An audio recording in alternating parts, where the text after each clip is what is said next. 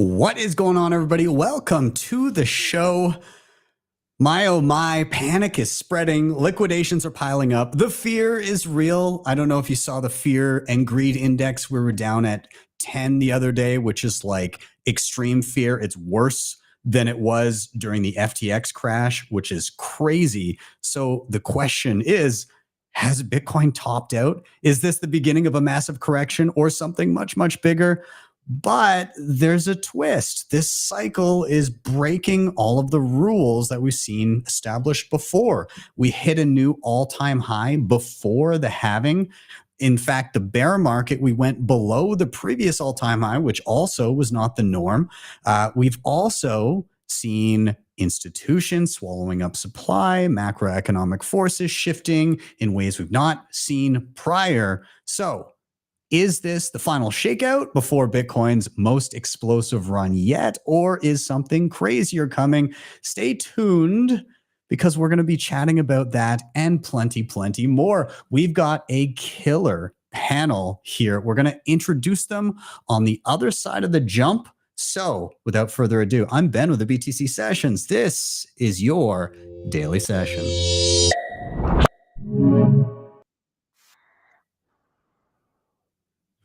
All right, I want to welcome to the stage, returning, Mr. Jimmy Song. Good to see you, buddy. How are you? I am good. How are you? I'm good. I'm glad to have you. And you're a perfect guest to be here because the next person I want to bring to the stage is Dr. Shawn Baker, author of The Carnivore Diet. Dr. Shawn Baker, how are you? I'm doing well. Glad to be here. Thanks for having me. Awesome. Like I can't. What's it say, Jimmy? It's backwards. It says the Meat Mafia. So it's a podcast I've been on, but I happen to be wearing this today. It wasn't on purpose, just so you know. That's fantastic. I love it. And I want to welcome our last guest. We did have a last minute shuffle. There's an emergency. Somebody couldn't make it, but we've got Mr. Rob Wallace from Bitcoin News. How you doing, man? Welcome back. I'm doing well. Thanks for having me. How are you doing? Awesome. Well, gentlemen, we're here. The show is Why Are We Bullish?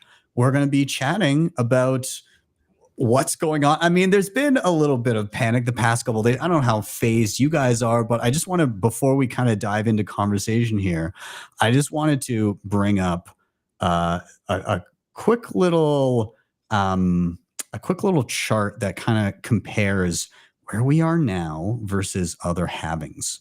And so the interesting thing is this kind of shows our previous cycles from the halving. And you can kind of see this one down on the bottom here. That's us right there. Not looking super hot. Not great. It's been kind of a little lackluster in the early stages of this year.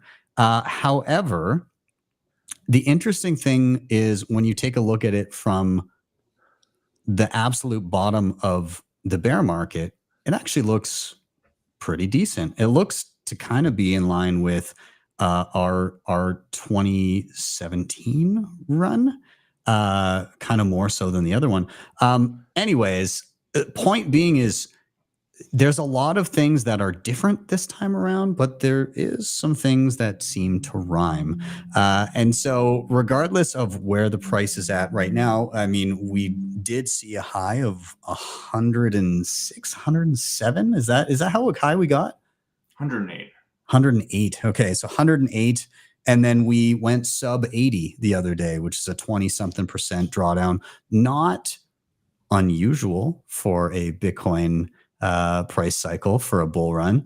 But I'll leave it up to you guys as we continue with the discussion. But I'm going to start into the meat of the show. Why are we bullish? And we can, maybe pepper in some speculation around what we think is going on as we discuss. So, Jimmy, I'm going to defer to you first. I'm going to cue you up with the same question everybody gets. Why are you bullish?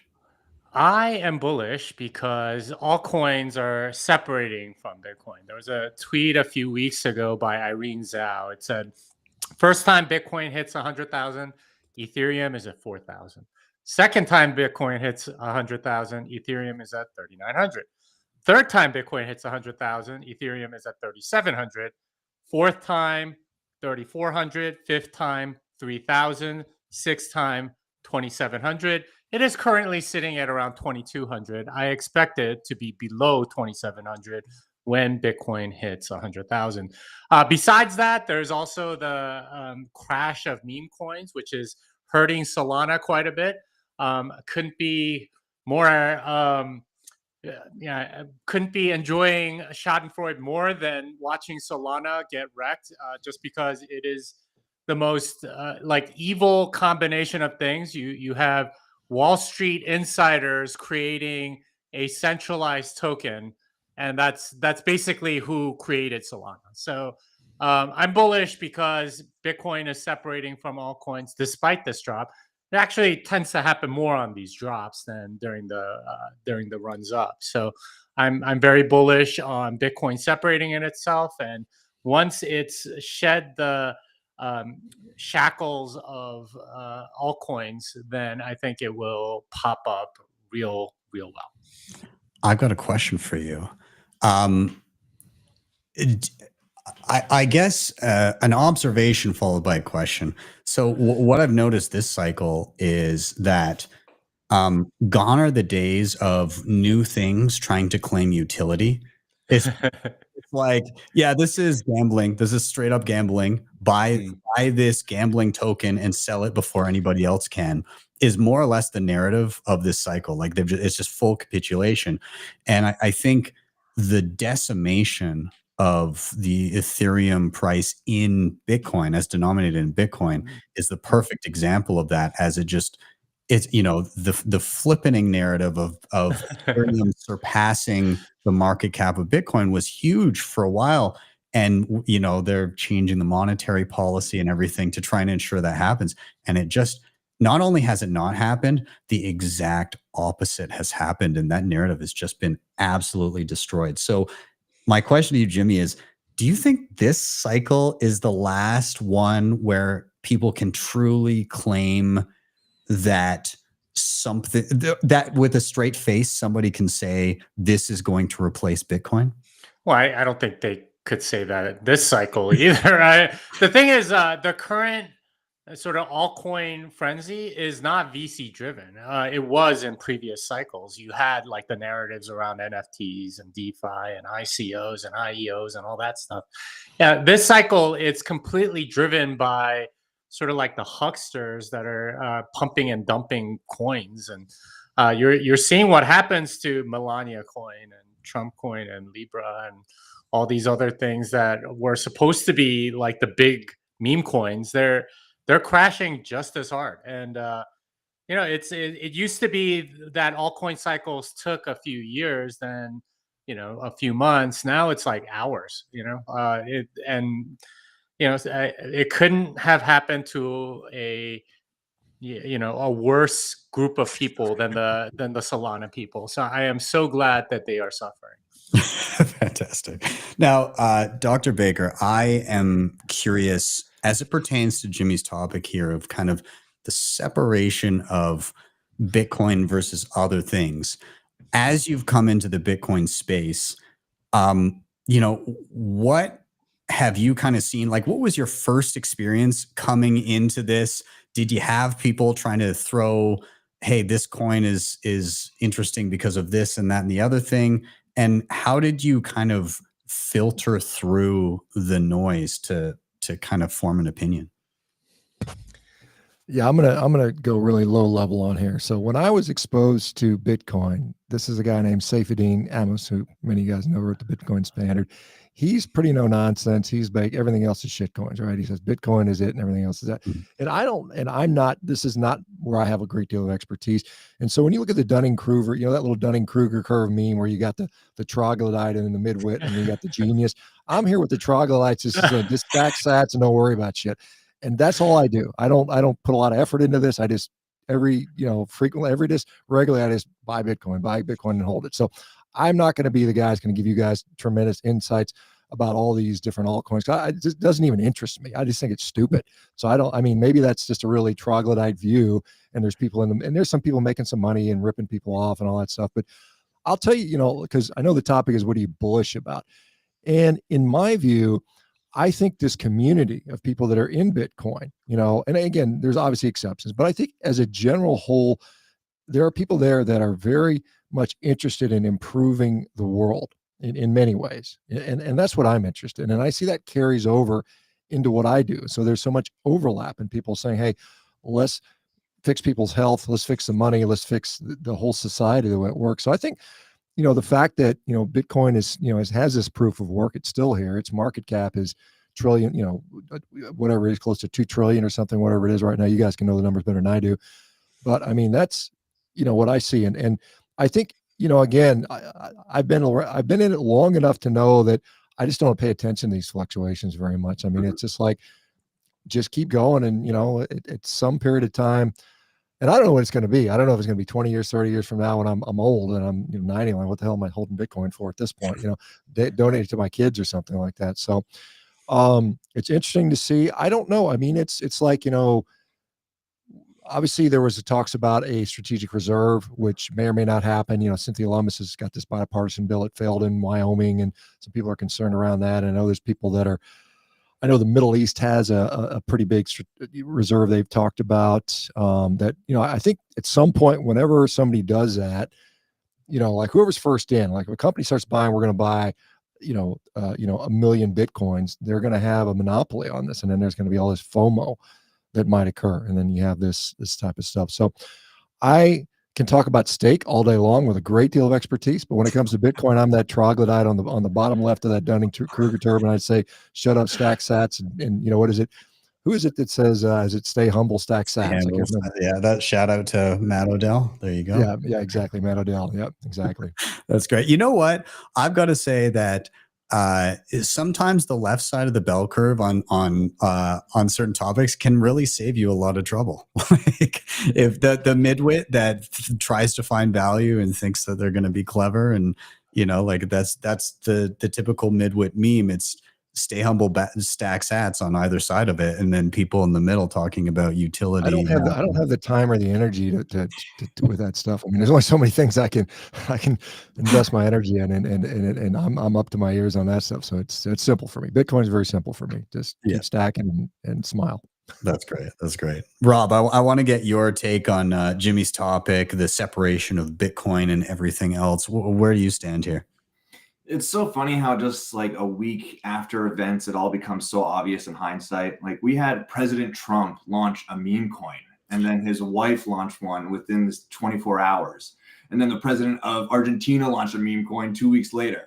I mean, if that doesn't scream Pico top for these meme coins / gambling tokens, I don't know what else does, right? There's nobody else really bigger on the celebrity food chain that you can go up and scam into getting involved in one of these things, except for maybe Kanye, whose coin is sort of lingering on the sides there. But yeah, I mean, it really is, it's a sad state of affairs. These meme coins are really just max extraction vehicles. It's gambling at the utmost. It's game of hot potato musical chairs where pretty much everybody except the insiders gets screwed. There is no hodling this. There is no waiting for the long term for adoption to take place across the world. No, this is a game of you get in early because someone told you the contract address. You put in your Solana and then you sell within an hour. And hopefully you've multiplied what you've got, because everybody else who comes in after you is going to be completely burned. And it has gone on. I mean, this meta has gone on for the last 6 months or so. It's become really popular. There's this whole vape cabal in Los Angeles who are like the poster childs of this. But at the end of the day, the audience just got burned. I saw a good analogy. It's as if there was a casino. It was very attractive, but instead of handing out a couple of beers and having attractive women around, they put fentanyl in each glass. So eventually you're just killing everybody who shows up. And that's exactly what happened. So yeah, I think that hopefully this whole meme coin meta has burned itself out for this portion of the cycle. Yeah. I think we probably got a little bit more degeneracy to come through the, continuing bull market, but it's very, very obvious. And I feel like it's almost needed at this point that, we've been through, when you've been through cycles, you see the wreckage, but then there's always more new people to come in and relearn the lessons that the existing people have already learned. And now it's happening at a literal global scale. The president of the United States launching a meme coin is, the whole world gets to see, and same Argentina, all of this, the whole world gets to see these things. And maybe this is just the global shitcoin phase that results in the maximum amount of Bitcoiners. So we shall see. But Jimmy, I love the topic. I think it's a beautiful thing to see that people are learning, and sometimes it just takes touching the stove to pain is an excellent teacher. So gentlemen, we are going to do a rotation here. Now, Dr. Baker, we're going to take a quick sponsor shout out here. On the other side, again, I know that you say that you're the troglodyte side of Bitcoin, but I'm curious to dive a little bit more into your thoughts, what you're excited about, and kind of the parallels of what you do for a living and why that aligns with Bitcoin and kind of what brought you here. So we'll hit that on the other side of the jump. Everybody in the chat, thank you for being here. If you do have some questions for any of the panel, drop them into the chat, and anything that I see that may pertain to what we're talking about, I'll be happy to bring them up. Also, please do smash that like button if you're enjoying what you're seeing so far, and give it a share wherever you can. We will be right back. Bitcoin Well is the best place to be buying and selling Bitcoin in Canada and the US. And now with Bitcoin Well Infinite, it's also the best place to be making large buys at their OTC desk of over $50,000. Their white glove service gives you fast transactions, no slippage, and the lowest fees. You can scan the QR code on the screen or simply head to bitcoinwell.com/btcsessions to sign up today. And you can share your own personalized referral link to earn commissions. Are you ready to level up your Bitcoin mining game? Mining Disrupt is the world's largest Bitcoin mining conference and expo, and it's happening March 25th through 27th, 2025 in Fort Lauderdale, Florida. Network with industry leaders, discover cutting-edge hardware, and gain insights from world-class speakers. Plus, enjoy exclusive events like the Cigar Lounge and pre-party for meaningful connections. I'll be there, and I'd love to see you. Use the link in the show notes or scan the QR code on the screen right now to receive 20% off your tickets. Don't miss out. DEBIFI is the best and easiest way to borrow against your Bitcoin in a non-custodial way.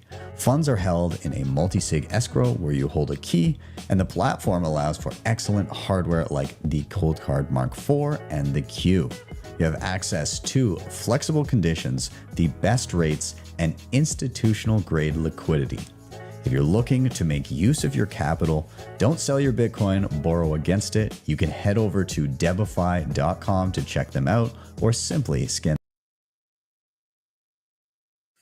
All right, we are back in. By the way, if anybody's going to be down in Florida, come check out Mining Disrupt with me. I'll be there near the end of March. It's the 25th, 26th, and 27th.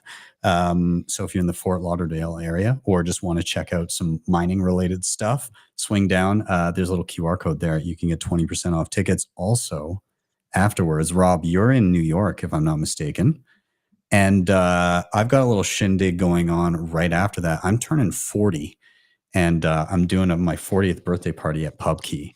So if anybody happens to be in New York on the 29th of March, it's a Saturday, swing down to PubKey and come have a bevy with me. Would love to see you there. So nonetheless, we'll stop my rambling here. Shawn, I'm going to pass it to you. And again, we can take this any direction that you want, but I'll in general ask, why are you bullish? But I'd love to hear also some of the parallels about what you do and what that meant for you to come to Bitcoin? Yeah. So I think there's a lot of thought around pessimism that has permeated society, and I think I sort of have this inherent, maybe naive belief that good will prevail. I mean, that just you kind of you're fighting for the rebel forces versus the empire, that type of thing. So I think we're seeing that, and we're seeing more and more people that are aligning that way, and I think we're getting greater and greater buy-in in just across the board on these types of things. I think the time of central banks maybe, and all that goes with that. And again, I'm not the expert here, but I think those things are cracking. I mean, we can see foundational cracks are occurring, and I think something else is going to come from that. Hopefully it'll be something better. And I think, Bitcoin certainly democratizes the financial system in a way that nothing else ever has. I mean, at least that's my, again, troglodyte understanding of things. And I have some level of belief in that. And maybe it's faith, but, and you can criticize that or not. But I see, like I said, my focus obviously is in the world of health and medicine and how we fix the healthcare system and how do we attack chronic disease in a way. And I think by necessity that requires novelty of thought. And I think Bitcoin, I mean, you're talking about like what are the criticisms? Well, Bitcoin uses too much energy. Well, that's a negative, but can we turn it into a positive? Can we figure out more efficient ways to extract energy? So I think it's going to drive positive innovation across the board. How do you make the the Lightning Network, which came as a sort of a way to solve to do it, and I'm sure there'll be better versions as time goes by with all those types of things. So I think that I'm kind of pulled two different ways, because I think technology is great, it's wonderful. I'm so thankful that I get to sleep in a house with air conditioning and heating, and I've got windows, and I can drive my car and all those types of things. At the same time, then you think about the food. It's like, do I need new food to be invented for me? And the answer is probably not. And there's some things that we don't need to do. But we're getting to a point where I just see a lot of hope. I'm just really hopeful. And maybe some of it has to do with the recent political events. I just think there's just a general sense of optimism for a lot. Now there's some people pissed off, obviously. I mean, not everybody's happy about the situation, but I just think that things are heading in an interesting direction. The fact that Bitcoin's sitting around mid 80s right now, something like that. I check, even though I'm a troglodyte, I still look at it. I check it kind of on a daily basis, see where we're at, just because I kind of have an idea. But, you guys have been, as you guys know, you guys are probably in when it was $1,000, or some people were in it when it was 5 cents. So, I mean, it's the number keeps going up, and it's just like weight loss. I mean, gosh, if you throw your health, it's not a straight line. I mean, there's always ups and downs, and you just look for the general trends and directions. And to me, it's all upside that I've seen. So, I mean, I don't see any reason to be pessimistic. So anyway, simple thoughts. The chat is coming to consensus that you are definitely not a troglodyte. So that's good. You got that going. And I think, again, I like the sentiment that you're kind of outlining. The one thing I wanted to touch on that you kind of pulled a thread on is kind of like this dissolution of trust in a number of different institutions. And so, like Bitcoin is kind of a dissolution of trust in our monetary institutions. When it comes to what you do, we've seen a lot of pushback in regards to health and like a dissolution of trust in our institutions that guide us in and around health. And one thing that really stands out to me was, do you recall, maybe you want to touch on it, a report out of the White House where they said something to the tune of like a bowl of Lucky Charms was more healthy than a pound of beef or something like that. And when we get to points like that, I think it's no wonder people begin to question things. So do you think that kind of what you're doing and some of these shifts in health and people starting to look into things themselves, how do you look at those changes right now? Well, I mean, specifically to talk about that study that came out, that was the work of Darius Mozaffarian at Tufts University. And it was part around this NOVA classification for processed foods. And they said, Lucky Charms, are relatively higher up in their category as far as health as compared to beef and eggs, which is preposterous. I mean, anybody can see that. So it sows complete doubt. And I'm sure there are examples within the financial world where the chairman of the Fed said something that's so friggin' stupid that you're just like, I mean, you just lose faith in them. You lose all faith in their credibility. And it's like, if these guys can't get this basic fact right, what else do they have wrong? And so I just see stuff like that. And the good thing, it's nice when they do that. And this is why I think it's so bad to censor, because somebody with some censorship knowledge would say, let's just not get that information out there, because then they'll know we're idiots. We got to protect our identity and, keep this, this illusion that we have some level of expertise. But when you let that slip and you have full transparency, sunlight's the best disinfectant. So I think it's good. I think it's good. People share what they think and believe. And then you can say that is absolutely ridiculously out there. And maybe whatever else you're saying, I should question as well. I think it's good to question things. I think, and I tell people about me. I mean, I'm this crazy guy telling people to eat a bunch of meat. Don't trust me. I wouldn't trust me.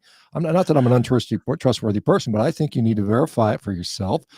And again, I think to my understanding, Bitcoin has shown some level of proof of work, right? I mean, it's, for some reason, it's worth well over $1 trillion right now. Somebody thinks something's going on there, and that just doesn't happen, and so all these meme coins, the HOCK2A girl, what was that? I remember that crazy girl, and I don't know, she rugged people for $50 million. Good for her. I mean, good for her, but I mean, God,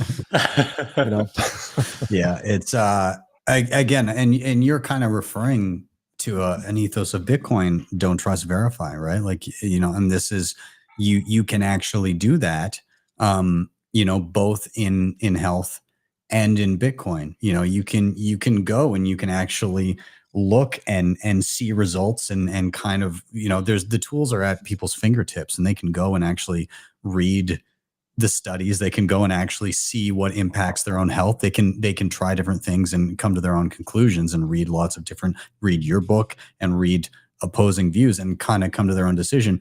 With Bitcoin, in terms of, do you trust it? Is it truly scarce? I mean, myself and Pierre Richard did a live stream a couple weeks ago, and us on the stream, along with the entire audience, all together verified the supply of Bitcoin independently of each other. So people from around the globe in the live chat and us on the stream, using many, many different Bitcoin nodes, were all able to ask what the supply of Bitcoin was and all get back the exact same number, which is just, again, with the ethos, don't trust, verify. And I think, can I ask a question to Dr. Baker, actually, along those lines? Yeah, of course. Okay, all right. So I know you're a former congressman and I believe patient and endorser of your military career, is being tapped to audit the Federal Reserve. So what are your thoughts on? I know you have a lot of crossover with him for many different reasons. Given that you know him pretty well, I would think at this point, what are your thoughts on him verifying the U.S. dollar supply with the Federal Reserve? Well, and you're referring to Ron Paul, of course. I don't know Ron real well. I mean, he wrote my letter of recommendation for me to go to one of the military academies when I was in high school. I went to high school with one of his kids. I met Rand Paul in a bar when I was in college, when he was when he was in medical school. So like I said, the town he was from and represented congressionally was the town I grew up in. So I've had some relationship with those guys. I mean, obviously Ron Paul has been, a lot of people refer to him as the OG for some of this thought. I mean, I'm sure there's people that preceded him, but he's in his 90s now. And so, but he's pretty sharp still. I mean, it's kind of interesting. He was at the Bitcoin conference in Nashville last year and still getting after it and has got a lot of insight. It'll be interesting. Obviously we've got this inspection of Fort Knox going on as well. I mean, it's kind of crazy. We talk about trust, as you said, any Joe Schmo from anywhere can verify the Bitcoin network, to my understanding. But if I want to verify Fort Knox, good luck. They're not going to let me in there. I mean, you got to, Rand Paul said, I can't even get in there, and I'm the senator of the damn state. So it's like, how much trust do we have in our financial system? We can't even verify how much gold we have in there without a president making a big deal about it. But with Bitcoin, like I said, you guys can, hey, let's check to make sure everything's there. So Yeah, that's an interesting point, and I hope to see Ron Paul. I mean, like I said, when he ran for president, he had his knees replaced, and we were where I was doing my surgical residency, he came in and we replaced his knees, and so hopefully I'm not sharing too much private information. I don't think that's a unknown fact, but yeah, it'll be interesting to see what happens with that. Gosh, I mean, if anything else, if nothing else, we can say that this last year and this year are particularly interesting, and there's a lot of interesting stuff going on. I don't know if you guys saw Trump just yelling at Zelensky earlier today. Oh my God, that was quite interesting. Wow. I mean, I just got, I don't often eat popcorn, but I did while I was watching that. I don't really know. I mean, I'm up here in Canada, so I'm just kind of looking down from the ice wall and kind of taking it all in. It's a hell of a time, that's for sure. Not that we don't have our own interesting stuff going on up here, but yeah. Rob, I'm curious to get any of your thoughts on what we're chatting about here too. Yeah, the times there are changing. There's definitely big moves being made on the highest political level, but also the personal, right? I think it's a common trope that Bitcoin changes you, and often for the better. It starts many a virtuous cycle. You get into Bitcoin because you realize that the money's broken, but then you start looking into other things that are also broken, such as the health system, and has started many personal health journeys. I'm not a full carnivore, but I myself actually joined up with a fellow Bitcoiner, PD Mangan. Do you know him? He's I do, PD. Yeah, PD Mangan. Yeah, he's been around for a while. Great guy. Found him. Started up with his 3-month program, and thoroughly enjoying it. Changing my diets, but I mean, since going down the Bitcoin rabbit hole, I've changed my life quite radically. Quit smoking, started a business, got married. All these like big things that are very important, I think, but modern society seems to put less and less emphasis on them. But if we could just realize that there are points to tradition, and many of these things do cause, as I said, a virtuous cycle, and things just seem to get better if you stay on this path and you are focused on self-improvement. And thus, if you fix yourself, you also fix the world in many ways, right? So yeah, Bitcoin does. Yeah. It's funny when you fix the money, a lot of stuff downstream of that, including people's personal lives, seem to begin to improve. People think about things differently when the fruits of their labor and what they decide to do with them actually have an impact on the world, instead of being erased at the push of a button. So, gentlemen, I'm going to do another rotation here. We're going to do a quick shout out to sponsors once more, and then we'll come back again in the chat. Just have some questions ready. At the end, we'll do a quick little round of any interesting things that I see in there that people might want to ask for any of our guests, or just general questions. But we will be back on the other side of the jump. Also, if you're in the chat, give that like button a smash. It really does help. And let us know also in the chat, are you carnivore? Are you leaning more towards more red meat consumption? Or are you I saw a vegan warrior in the chat there. Not ultra impressed, but hey, to each their own. So either way, let us know in the chat. We'll be back in just 1 minute. Looking for a simple and secure way to manage your Bitcoin on mobile? AQUA Wallet has you covered. It's user-friendly and puts you in full control of your Bitcoin with secure self-custody. AQUA also supports Lightning and Liquid Network, making fast, cheap Bitcoin payments and asset transfers easier than ever. Plus, it even supports stablecoins, giving you ultimate flexibility. Built on open source code, AQUA is transparent, trustworthy, and perfect for beginner and pros alike. Ready to upgrade your Bitcoin experience?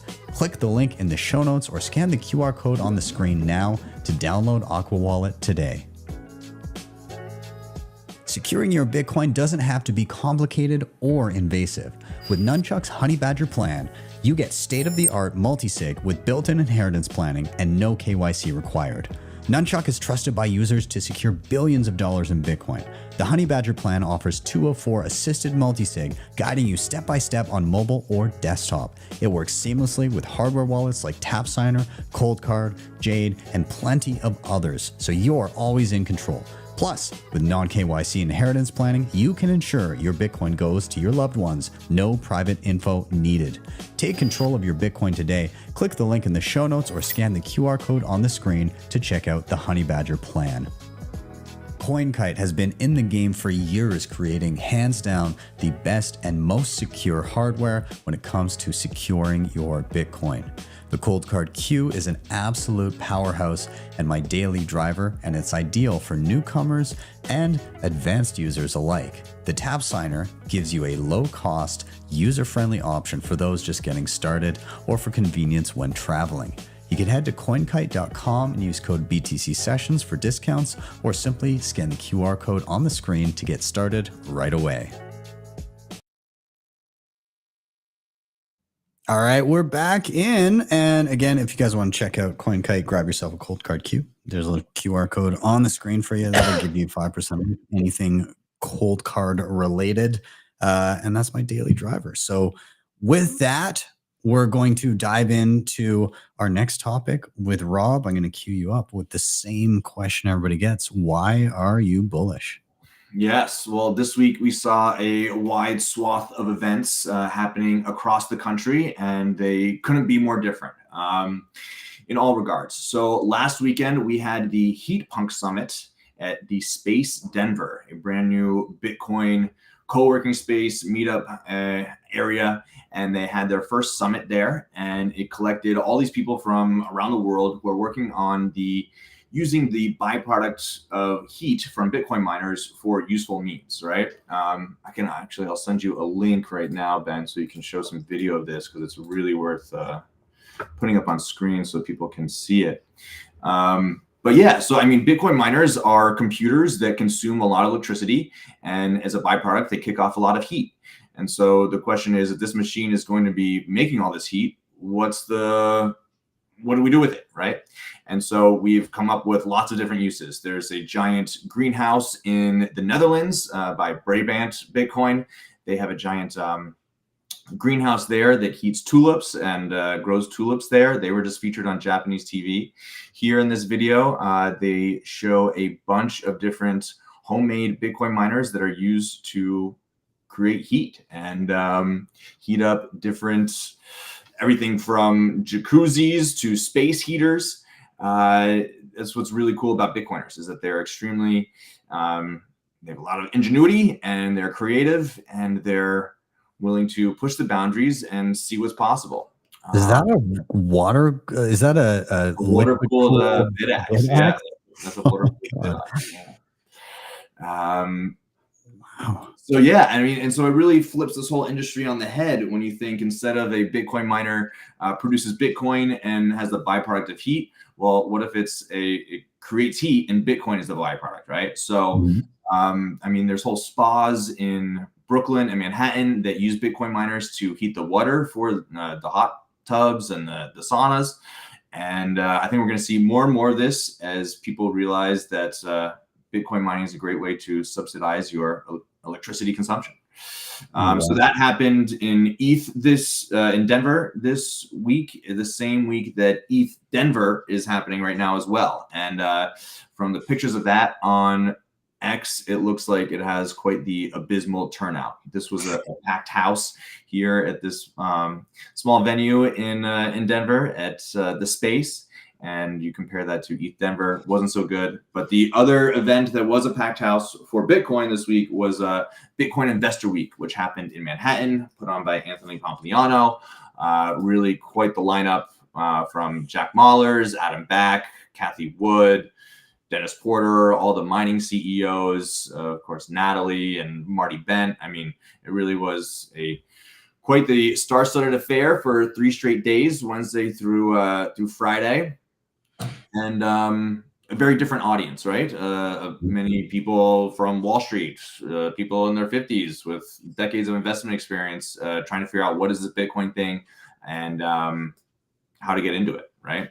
Yeah. And, you had a tweet from Frank Chaparro of The Block, their former chief editor, saying, went to a crypto happy hour event in Manhattan tonight. Easily the oldest crowd I've seen at a crypto gathering. Average age had to be 55 plus.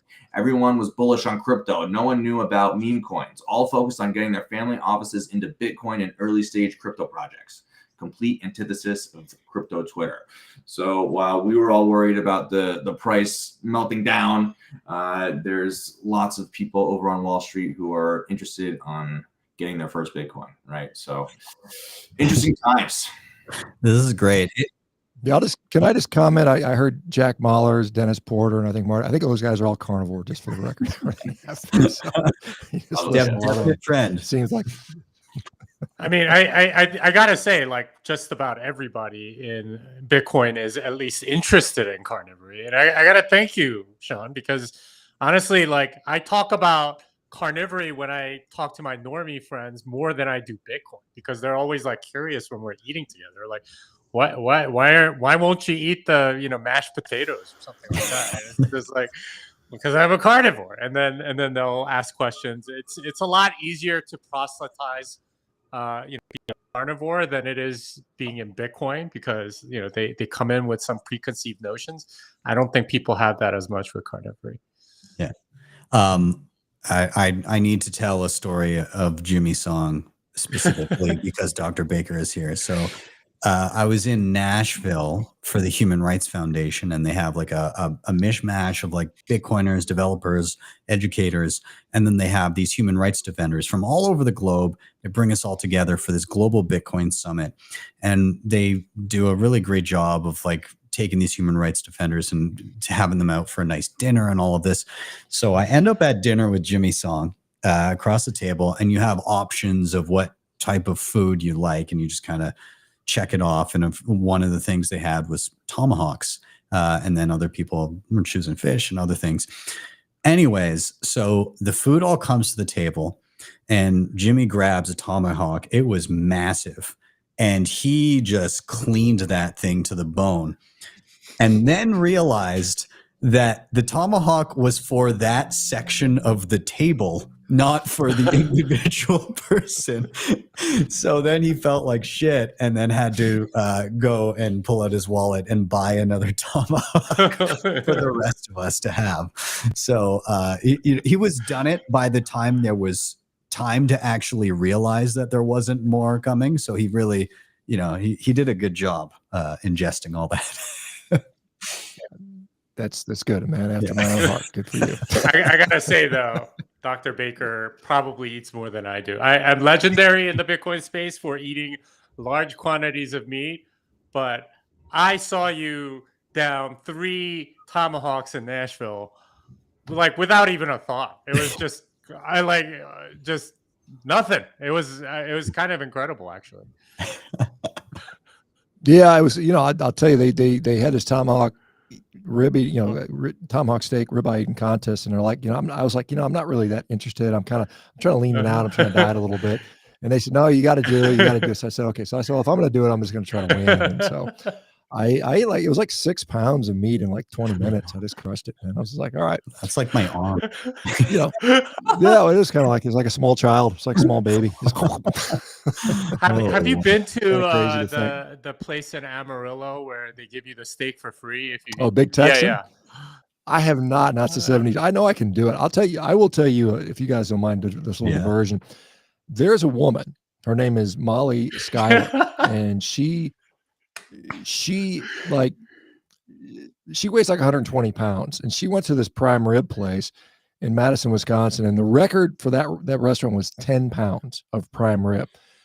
And she goes in there and says, hey, if I break the record, could I keep going? And I interviewed her. I remember because she's a competitive eater. And they said, yeah, you can keep going. So she goes through, eats 10 pounds, 11 pounds, 12 pounds, 15 pounds, 17 pounds, 20 pounds, 22 and a half pounds. And then they come back and said, we don't have any. Eaten all of our food. God. So I my little 6 pound is like nothing when a 120 pound woman can crush that much. So it's pretty amazing what people can do. That's insane. It is insane. It's the same as a wolf. I mean, if you look up like what does a gray wolf eat? How much can a gray wolf eat? And it eats around 22 pounds. And so she's like a gray wolf. can wolf it all down. That's wow. I feel like less of a man right now. So Yeah, I do too. Honestly, and I was like, that's pretty amazing. Man. Now, I did want to on Rob's topic here. I do want to pull back to something that Shawn, Dr. Baker was talking about in and around Bitcoin mining and like the misconceptions in and around energy use and it being wasteful and everything. But like again, to the topic that we saw here in and around the heat being the priority and Bitcoin being the byproduct, the bonus of heating your space and then mining Bitcoin at the same time. I do that here at home too. Like I'm up in Canada. I've got some smaller there's one on which side? This side here is just beyond my mic. That silver thing right over here. That is just a future bit. It's a little Bitcoin miner. I sit it on the shelf, turn it on, and it just mines away and gives a little bit of heat in my office, which tends to be cool in the winter.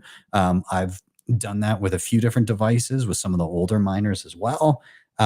So definitely an awesome thing that you can do even just at home, just as like a hobbyist, as a fun little weekend project if you're going to be using space heaters anyways. And even beyond that, there's a great question in the chat here, and it was from, I'm going to pull it up just because it's relevant to this exact topic. And it was in and around, could Bitcoin mining be used for a particular topic? And it relates to both the carnivore and mining side of things. So right here from Rob Lowe, by the way, Rob, I loved you in Tommy Boy, and somebody else in the chat loved you in something else. It's not the real Rob Lowe, but okay. Do you see Bitcoin being incorporated into meat? For example, miners' heat being used to create beef jerky, or as we use cow dung to power Bitcoin miners, what else could be done? And one of the cool things, and I think Rob just sent me the exact thing. So Rob, you're perfect. We're tag teaming this topic right away. You got the other thing that I didn't have, but I'm going to pull it up right now, the one that you had first. Let's see here. We'll do the tab. Chrome tab. There it is. Okay. Everybody's seeing that. That is literally beef jerky. A Bitcoin miner drying beef jerky right there. And I mean, looks good. I'd try that jerky for sure. And furthermore, could cow crap be used to fuel Bitcoin miners? It could, and it is. So you can use the methane kicked off from cows and actually use that to power the miners. And they've got all of the details here about how that might work. This is from Brains, and this was a blog that they did a while back, but I've seen other actual implementations of this at varying scales, but it's a very real thing. So yes, the meat industry can and is, involved in Bitcoin mining. Now, the question is, have you tried Bitcoin miner jerky, Rob? Is that a thing that you've ever partaken in? No, I haven't, because I've actually run a miner and know how much dust gets collected in one of those things. So I'm a little scared to eat that jerky. Might need some filters on that, I think. Yeah, a lot of filters. Jimmy, what about you? Have you ever had a piece of beef jerky miner created? Not to my knowledge. It's possible people gave me jerky that was, but I don't remember ever trying it. But I mean, no doubt, like that's sort of like the level of heat you're talking about is like just like 150 or so if it's especially hot. And that's perfect for drying beef jerky. So I have no doubt it would taste good. I've got a rancher in the south of Alberta that I get all my beef from, and he makes the best jerky.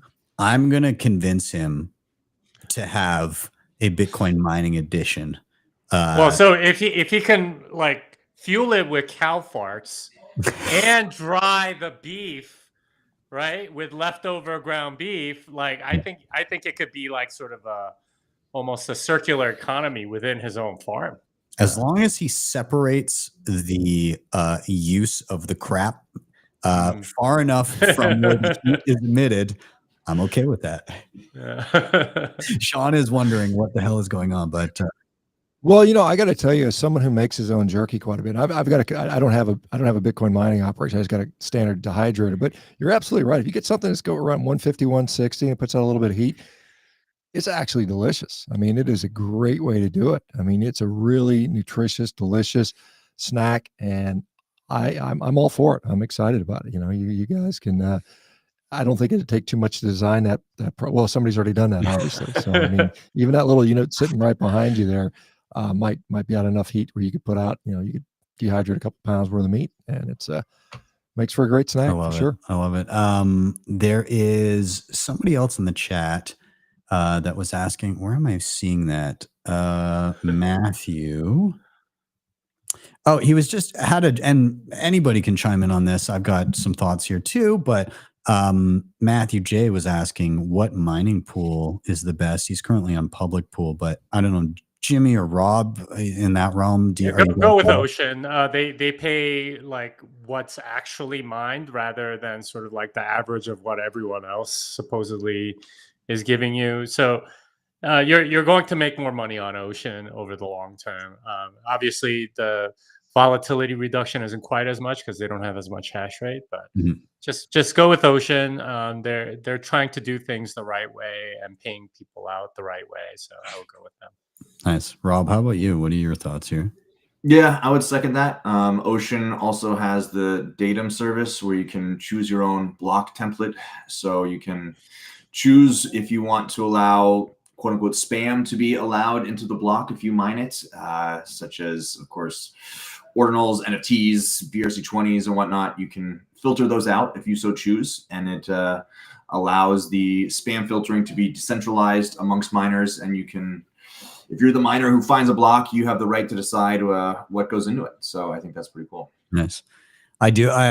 Anybody that's curious, I just did a video on using the BitAxe, but I show how to actually host your own datum gateway and use your own Start9 for that, or connect it to Ocean Mining for pooled mining and actually get lightning payouts to your own node. So all kinds of stuff. If you don't have a node and you're not doing all that extra stuff, I did a video on a NerdAxe, which is basically the same thing, but just using like a public pool type thing and solo mining on it. So you don't have to have a whole bunch of hardware. So worth checking out. I have a question for Dr. Baker here. Nathan wants to know, Shawn, anything on your jerky or just plain? I just do salt. Yeah, just plain old salt. Yeah, basically. And so I usually take cut up thin either chuck roast, or I've got a meat slicer, New York strips. And some's got a little fat on there because it just, you know, it just makes it such a nice, complete.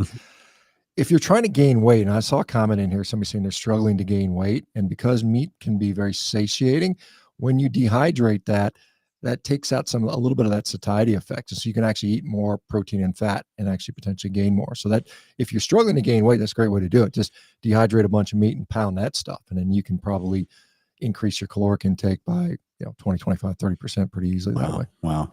But if you're Molly Schuyler, you still don't gain weight despite eating 22.5 pounds. I asked that woman, I go, what does she eat on a daily basis? How does she train? And she said, well, I eat a low carb diet so I don't get fat. And I'm like, you eat literally like 5, 20-pound pizzas on a weekend. It's just kind of funny how she has that.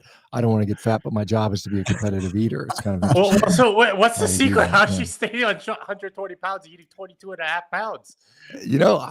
I don't know. Because she told me one thing. She was one competition. She had to drink it was like 6 gallons or something, or 6 liters of like canola oil was like a thing she did. And I was like, and she said, of course, she felt miserable afterwards. I was like, God, that's got to be horrible. So she was in the bathroom for many days after that. So. Good Lord. God. I'm going to address a couple more chat questions before we do a little round out here and get any final thoughts from you guys. But again, people in the chat, if you got something quick that you want to toss out there for a quick answer, then feel free to do so. I'm going to pull up one from Live Film here. He was actually just asking about Bitcoin-backed loans and stuff like that. If so, what are your preferred lenders? First, I'm going to caveat this by saying very, very careful about this kind of stuff, because if you're actually parking your Bitcoin at a place where you know it's in full control of somebody else and you actually have no window into what's happening, or if it's being rehypothecated and lent out again, you can get yourself in some trouble there, especially with price fluctuations. You can get into situations where you think you're okay depositing a certain amount, and then the price drops and you have to top up your collateral. And with the fluctuations of Bitcoin, you might need to top up more collateral than you actually have if you're irresponsible with something like that. So, I don't think that lending disappears in a world of Bitcoin if people are thinking clearly about stuff and just doing reasonable things and saying like, oh, I'm going to start a business and I have some Bitcoin and I, want to do something like that. But if you are diving into that realm, I prefer the idea of some sort of like a multi-sig situation where at least you hold a key, the lender holds a key, and then there's like a somebody that can mediate in between in case there's a dispute. I think that's kind of far better. I don't currently have any Bitcoin-backed loans because I don't have any need for them right now. I've done that in the past. I have done it previously through other companies that used to not rehypothecate, but then they started doing that. No, I wasn't as much of a fan. I like, again, the guys at DEBIFI, they're pretty awesome. They're the same guys who do HODLHODL for like non-KYC buying Bitcoin. And on HODLHODL, you can also do peer-to-peer lending, and HODLHODL sits in as the mediator with that. All of that's like multi-sig. So you can't just like have them take your Bitcoin and then re-lend it out to somebody else. It's actually, you can sit there and audit that it's sitting in the multi-sig. So again, just exercise caution, be responsible. And if you are doing something like that, a small percentage of anything. And if you actually need it, like don't go speculating on crap. That's a good way to get wrecked. So anyways, gentlemen, I'm going to get just any final thoughts that you may have here, just down the line. Any things that you might want to point viewers towards, resources, things that you really like, that would be awesome. So my general final thought is, Bitcoin can fluctuate. It can get crazy. This is not outside the norm for Bitcoin. We see 20, 30% drawdowns all the time. As Shawn said, just like moving towards a healthier body, you're not going to see a perfect straight line towards the direction you want to go. It's going to be volatile. There's going to be days where things don't seem to be going right, but as long as you stay the course, you're going to be just fine. And I would say, in the vein of Dr. Baker being here, and you mentioned Saifedean, one of the people that is under his publishing house wrote a great book that I really enjoyed called Fiat Food. Take a look at that. It's eye-opening, and I found myself screaming at the pages and then going and reciting them to my wife regarding to how ridiculous and co-opted a lot of this stuff is. It's pretty wild. Jimmy, I'm going to toss it to you. Any final thoughts, recommendations, anything you want to bring up?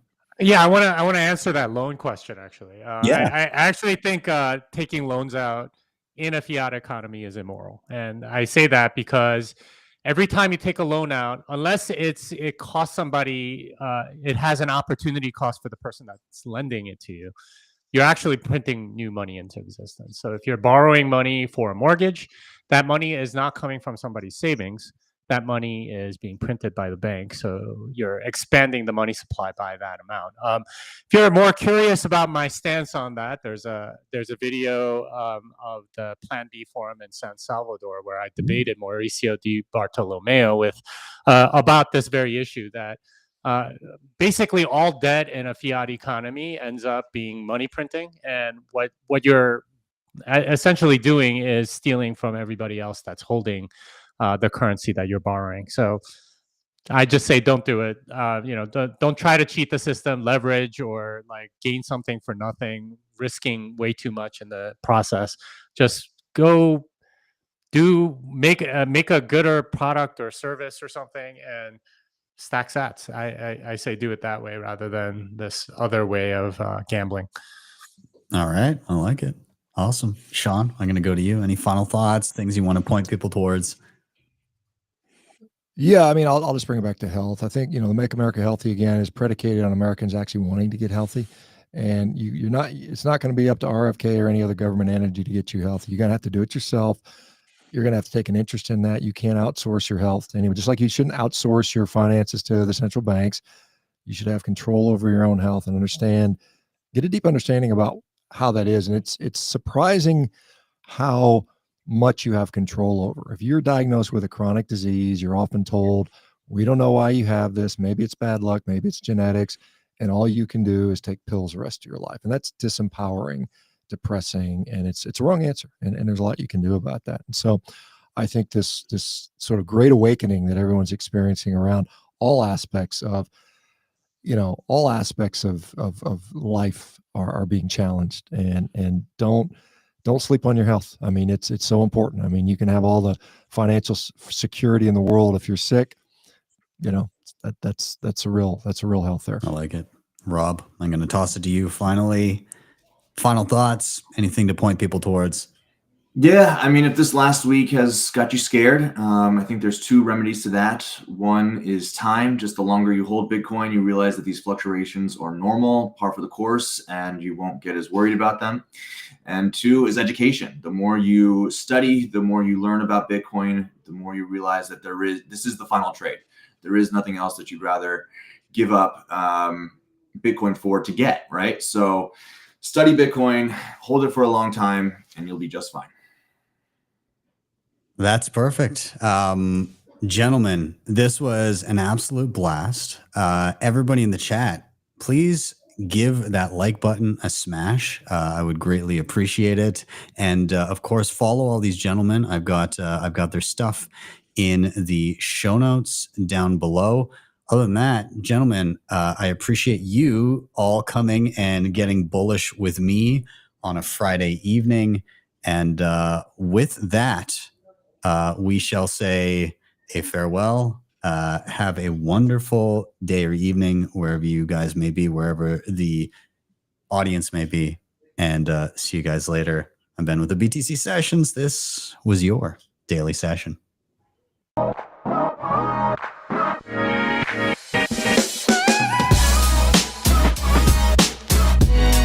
HODL the Bitcoin.